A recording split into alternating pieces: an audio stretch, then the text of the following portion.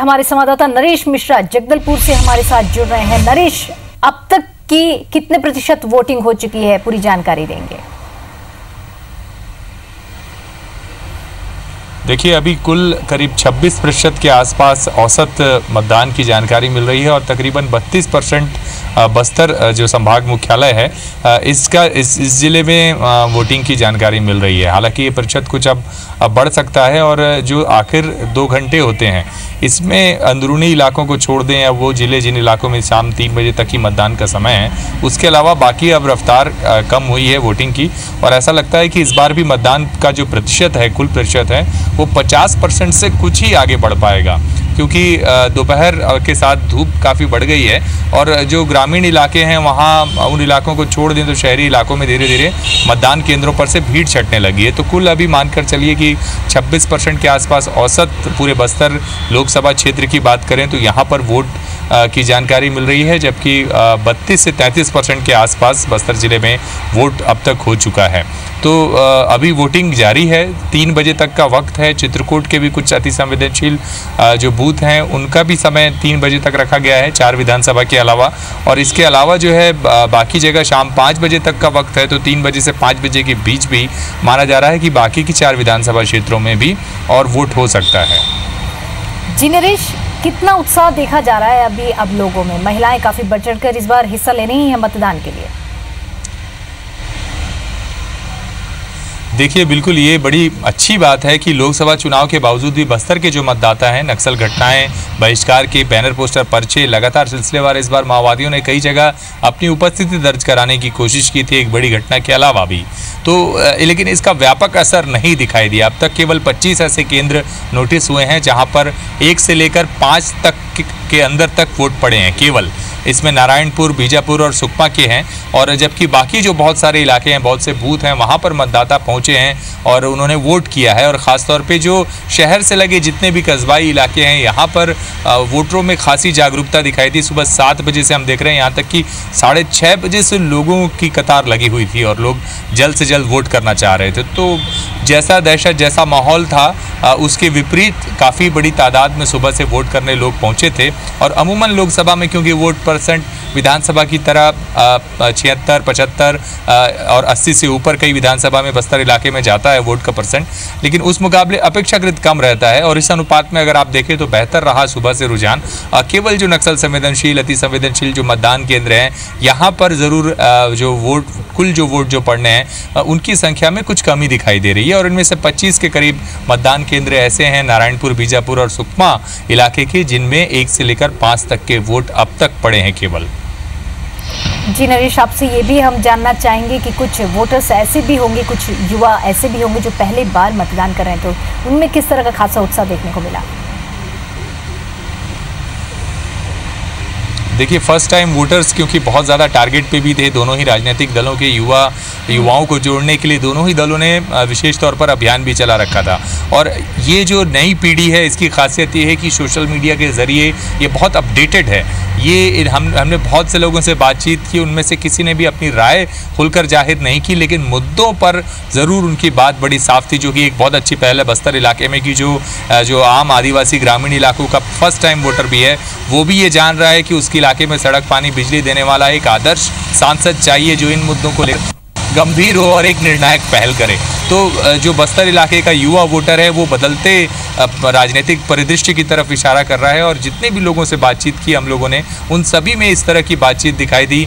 सभी लोग उत्साहित हैं पहली बार वोट डालना। निश्चित तौर पर जिस तरह से अब जो है लोकतंत्र में वोट की अहमियत लोग समझ रहे हैं, प्रचार माध्यम के ज़रिए इसका महत्व समझ रहे हैं, इस लिहाज से सभी जगह ज़्यादातर युवा और फर्स्ट टाइम वोटर्स अपने अपने बूथ पर पहुँचे और उन्होंने वोट किया। और इनमें महिलाओं की तादाद काफ़ी ज़्यादा रही, क्योंकि महिला वोटर्स की तादाद बस्तर इलाके में काफ़ी ज़्यादा है। और फर्स्ट टाइम वोटर्स में भी जो महिला वोटर्स हैं उनकी संख्या ज़्यादा है और इन्होंने काफ़ी बढ़ चढ़कर मतदान किया है, काफ़ी उत्साह दिखाया है वोट करने को लेकर। तो पूरे बस्तर इलाके में अगर आप देखें तो वोटिंग के लिए जो माहौल था उस अनुपात में, उस लिहाज से काफ़ी बेहतर नतीजे रहे हैं। और अभी तक जिन पोलिंग स्टेशन हैं वहाँ पर लोग बढ़ चढ़कर मतदान कर रहे हैं।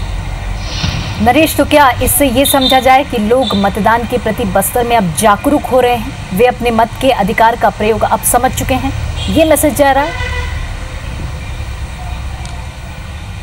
बिल्कुल, देखिए विधानसभा में तो जिस तरह से वोट होता है वो अद्भुत है। शहरी इलाकों में इतने वोट नहीं होते जिस तरह से बस्तर में विधानसभा चुनाव के दौरान वोट होते हैं। तो ये, और लोकसभा में भी इस बार जिस तरह से लोग एक मुद्दों को समझते हुए राजनीतिक एक पॉलिटिकल कनेक्टिविटी दिखाई देती है लोगों की सोचो समझ में, ये एक अहम बदलाव है बस्तर में। और ये बताता है कि राजनीतिक जो प्रक्रिया है, जो एक बड़ा इलाका था जो कभी पूरी राजनीतिक पॉलिटिकल जो प्रोसेस है उससे एक तरह से कटा हुआ था, राजनीतिक प्रक्रिया से कटा हुआ था, उन्हें अपने हक अधिकार और जो भविष्य में जो संभावनाएं हैं, राजनीतिक जो इम्पोर्टेंस मिलना चाहिए, जो उनके इलाके की समस्याओं का समाधान मिलना चाहिए, उसको लेके लोग जागरूक नहीं थे, उन्हें पता ही नहीं था इन सब के बारे में। तो ये एक बड़ा अंतर दिख रहा है वोट देने के साथ साथ। जब हम ग्रामीणों से बात करते हैं, महिलाओं से बातचीत करते हैं, तो वो इन सब चीज़ों को लेकर के जागरूक हुई हैं।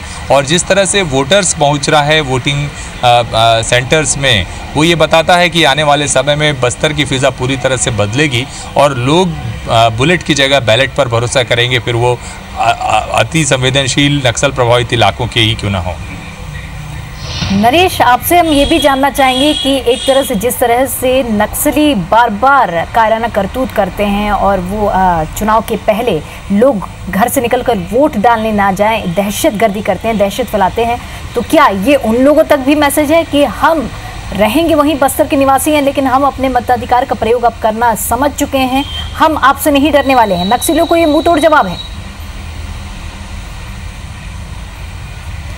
बिल्कुल, देखिए, और यही वजह है कि अगर आप देखें तो चुनावी प्रक्रिया में हिंसा की वारदातों का सिलसिला बढ़ा है। और ठीक चुनाव से पहले अगर आप सिर्फ चुनाव के दौरान होने वाली घटनाओं के अलावा भी अगर आप देखें तो राजनीतिक हत्या का सिलसिला बस्तर इलाके में पिछले कुछ समय से बढ़ा है। सिर्फ चुनाव के दौरान होने वाली हत्याओं से अतिरिक्त अगर आप देखेंगे तो पंचायत स्तर पर विभिन्न नेताओं की मुखबिरी के नाम पर हत्या, मारपीट, चुनाव के दौरान या पुलिस या और किसी रोड कंस्ट्रक्शन या ऐसी चीज़ों में यदि वो लोग हिस्सा लेते हैं जो कि आमतौर पर राजनीतिक मंचों का एक अहम हिस्सा होता है डेवलपमेंट को लेकर के, तो उनकी उस दौरान भी काफ़ी ज़्यादा लोगों की पिटाई होती है। और ये आप इसका अर्थ यही है कि लोग जो राजनीतिक तौर पर अपने अधिकार अपने गाँव में चाहते हैं, जिस भी माध्यम से वो जुड़ रहे हैं अपने हक और अधिकार के लिए, उसके विरोध, उसको लेकर के लोगों में जागरूकता बढ़ रही है। और इसको दबाने की कोशिश माओवादियों की तरफ हिंसा या मारपीट के जरिए की जाती रही है। और पिछले कुछ समय से पूरे बस्तर इलाके में इन्हीं सब घटनाओं में तेज़ी आई है, लेकिन वोट परसेंट बढ़ा है।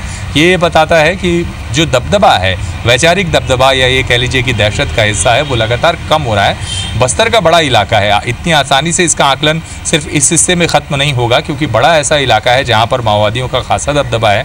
और वहाँ पर से ज़रूर वोटिंग, लोगों की राय बदलना शुरू हो रही है, लेकिन अभी भी माओवादियों का जो पकड़ है वो बहुत सारे इलाकों में अभी भी ज़्यादा है। तो ज़रूर ये होता है कि जब चुनाव होता है तो माओवादी कई इलाकों में रैली, बैनर, पोस्टर चिपका कर उस इलाके में दबाव बनाते हैं, लेकिन फिर भी कहीं ना कहीं ग्रामीणों को यदि अवसर मिलता है तो वो ज़रूर वोट देते हैं इन सब दहशत के बावजूद, भले इसके एवज़ में छुटपुट हिंसा दिखाई दे। तो बस्तर हिंसा मुक्त नहीं हुआ है, नक्सल मुक्त नहीं हुआ है, लेकिन बस्तर में बदलाव है और लोकतंत्र को लेकर लगातार लोगों में जागरूकता बढ़ रही है, और ये एक बड़ा संकेत है। और एक बात मैं आपको ज़रूर ऐड करना चाहूँगा इसमें, क्योंकि पहले चरण में बस्तर को लेने की एक बड़ी वजह ये भी है कि ये पूरा इलाका ऐसा है जहाँ पर सबसे ज़्यादा नक्सल हिंसा होती है। और जितने भी बूथ शिफ्ट किए गए हैं, ये चुनाव आज ख़त्म होने तक ही चुनाव बस्तर का समाप्त नहीं होता। अगले 2 दिनों तक, जब तक इन पोलिंग पार्टियों को सुरक्षित वापस नहीं निकाल लिया जाता, तब तक बस्तर की मतदान की प्रक्रिया ख़त्म नहीं होती। जो चुनाव की प्रक्रिया है वो पूरी तरह से ख़त्म नहीं होती। और ये अगले 2 दिनों तक, पिछली बार भी यही हुआ था कि जब चुनाव के बाद वापस लौट रही थी पोलिंग पार्टियां, तब भी माओवादियों ने हिंसा की थी और एक तरह से दबाव बनाने की कोशिश की थी। तो बस्तर में इसी वजह से एक सैन्य तैयारी के साथ चुनाव होता है, और इस वजह से इस बार भी घटना हुई, MLA एक मारे गए। लेकिन जो अलग अलग 3 प्रमुख ज़िले हैं, इन सभी ज़िलों पर अलग अलग DIG को भेजा गया है ताकि सुरक्षा एक चाक चौबंद रहे, किसी तरह की कोई घटना की वारदात को अंजाम नक्सली न दे पाएँ। जी नरेश, जिस तरह से लोग वोटिंग करने के लिए घरों से बाहर निकले हैं, तो अभी वहाँ की फिज़ा क्या कह रही है कि जो चुनाव के नतीजे होंगे, क्या कुछ कहता है वहाँ का मौसम का मिजाज वोटिंग प्रतिशत को लेकर? देखिए, वोटिंग परसेंट ऐसा लग रहा है कि 52 से 56% के आसपास जाएगा, जो फिलहाल जिस तरह से रुझान मिल रहे हैं। लेकिन अगर आप देखें पिछले विधानसभा चुनाव में भी जो नतीजे आए थे अंदरूनी इलाकों में काफ़ी बढ़ चढ़कर वोट हुआ था, और बाद में चुनाव आयोग को भी अपना जो अंतिम रिजल्ट था उसको अपडेट करना पड़ा था। ये आंकड़े काफ़ी बदले थे, तो फिर भी औसत ऐसा लग रहा है कि ये जो परसेंट है ये 55% से 60% के बीच कहीं पर रहेगा वोटिंग का, जो पिछले बार से कुछ ज़्यादा है या उसके करीब ही मान सकते हैं कि लगभग पिछली बार जितने वोट हुए थे लोकसभा चुनाव में 2014 में, उसी के आसपास ये वोट हुए हैं, वोट होंगे ऐसा लग रहा है फिलहाल। और 3 बजे तक जो संवेदनशील इलाके हैं वहाँ मतदान की प्रक्रिया ख़त्म हो जाएगी, 5 बजे शेष अन्य इलाकों में होगा। और जहाँ तक एक सियासी मिजाज की आप बात कर रही हैं, सियासी मिजाज के हिसाब से निश्चित तौर पे बस्तर लोकसभा 20 वर्षों के बाद यहाँ पर कांग्रेस ने तगड़ी चुनौती दी है भाजपा के दबदबे को लेकर, और ये मुकाबला बहुत ही रोचक है। और चुनाव नतीजे जब आएंगे 23 मई को, तो आप निश्चित तौर पर जानिए कि काफ़ी नज़दीकी मुकाबला देखने को मिल सकता है इसमें। हालांकि अगर आप देखें कि विधानसभा चुनाव के जो नतीजे हैं वो कांग्रेस की तरफ एक बेहतर वो रुझान दिखा रहे हैं, और इस लिहाज से आप देखें तो 20 सालों से दबदबा रहा है इस सीट पर, तो एक अच्छी कड़ी टक्कर देखने को मिल सकती है। जी नरेश, तमाम जानकारी के लिए शुक्रिया आपका। तो जिस तरह से हमारे सहयोगी नरेश ये जानकारी दे रहे थे कि लोग अब जागरूक हो चुके हैं, घरों से निकलकर वो वोट कर रहे हैं, निश्चित तौर पर वोट जो है वो डाले जा रहे हैं, और बेखौफ होकर घर से निकलकर लोग वोट देने जा रहे हैं, और वोट प्रतिशत निश्चित तौर पर बड़ा है। और जहां तक बात करें नक्सलियों के मंसूबों की, तो जो वे दहशतगर्दी और दहशत फैलाते हैं वो एक मुंह तोड़ जवाब है लोगों का वोट करने जो जा रहे हैं। आप देख सकते हैं तस्वीरों में, ये तस्वीरें हैं, क्या बूढ़े क्या युवा अपने घरों से निकलकर, सभी महिलाएं छोटे छोटे बच्चों के साथ घरों से निकलकर उन्होंने ये साबित कर दिया है कि महिलाएं भी अब अपने अधिकार के प्रति जागरूक हो चुकी हैं, और मताधिकार करना कितना जरूरी है ये वो समझ चुके हैं। और बस्तर की जो फिजा है अब बदलती हुई नजर आ रही है।